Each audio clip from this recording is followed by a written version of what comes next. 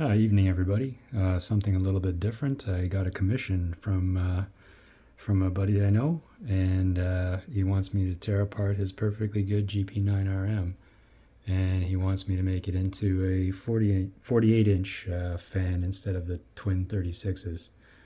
So this is as far as I've gotten so far. It's turning into a Bondo mobile. I'll just give you a little bit of a backgrounder to what I did.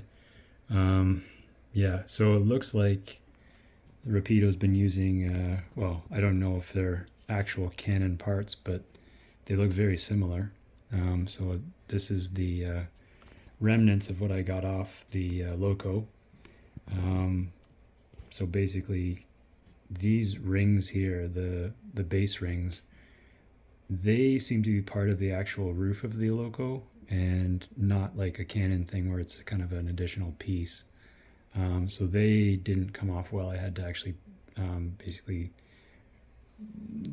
take a chisel blade and pry them off, or basically knife them off.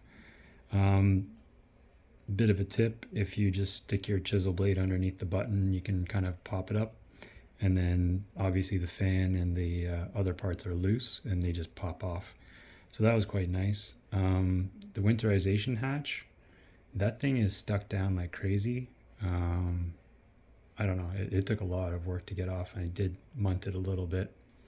But this is the winterization hatch for the 36, and as you can see, it's got that nice beveled profile to go up against the stacks there, the what are they, the silencers.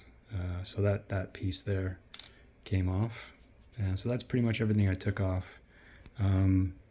The guy I'm working for here, he took the rest of the stuff off. So he took the stacks off, and he took the bell or the horn off as well.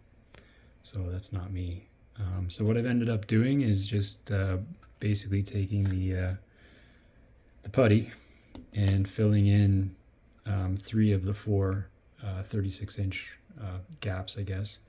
You probably don't want to drill in the front to put the 48 in, because it actually has the critical lighting board in there just to make the connection between the shell and the chassis.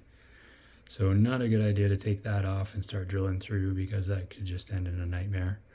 So that's my plan. My plan was to actually drill a 48-inch scale hole. But as soon as I saw that, I was like, I'm not doing that. So yeah, basically you've got to get this absolutely smooth. And the method I'm using is to kind of make my own tools here. So got a block of wood that's nice and flat. This is 120 grit sandpaper, and I'll also make one with 400 grit to finish up. But I've just been making all kinds of tools here to polish this down. So just using different thicknesses or different diameters of wooden dowel, and gluing a piece of sandpaper on the end, and just kind of scouring in a circular pattern to get the edges smooth. So I had to scour the plastic smooth, and then I'm scouring the putty smooth as well. So I don't know how many coats it's going to get me or take me to get this thing as though it never actually had a hole in it. I don't know, but that's the idea. Winterization hatch, just discovered a bit of an issue with that. This is going to be I forget what it says, 4116, I believe. 4116 is what this is going to be. So I've created a tool for myself here. This is the exact diameter of this, and I've just wrapped it in the 400 and the 120. And what I've done is just put this against a piece of wood and start sanding it just against the one face. And I am running out of plastic, so what I've done is just backfilled with the putty again and let that dry. So that's going to give me the nice beveled look on the winterization hatch.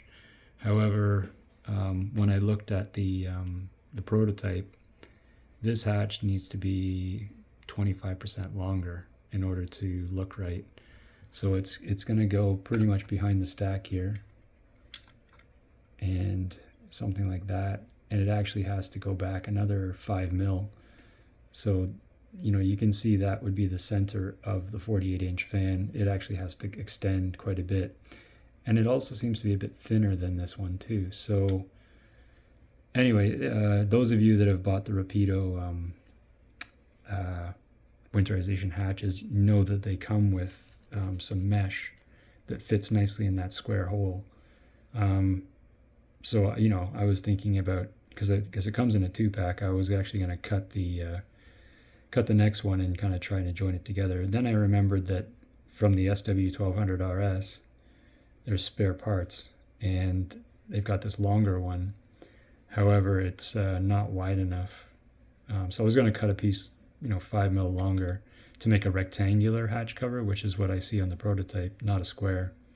So I'm going to have to actually cut this in this direction and longitudinally as well. Longitudinally to make it narrower, and perpendicular to actually insert a splice of plastic on either side to make it longer, to come out to about here. So yeah, that's going to be quite the fun thing. This is probably going to be the biggest task, is to get this hatch looking right. I do have a Canon fan replacement for this, and it's I've actually thrown the packaging away now, but it's the one for the GP9rm. So it's just a larger version of the 36. So that's going to go centered right on there. And then I will paint it up. And the reason why I would paint it, not that this guy can't paint, trust me, he can paint. The reason why I would paint it actually is just to see that I got my job nice and smooth. It's really hard to tell without painting whether or not you got it nice and smooth. So I'm going to paint the roof. And then if I need to, I'll go over it with some more putty or sand it again. Anyway, nice little piece of work that came my way. So, and some custom tools I'm building to get the job done. And yeah, I'll show you the final results when I get it finished. Anyway, take care. Have a good evening.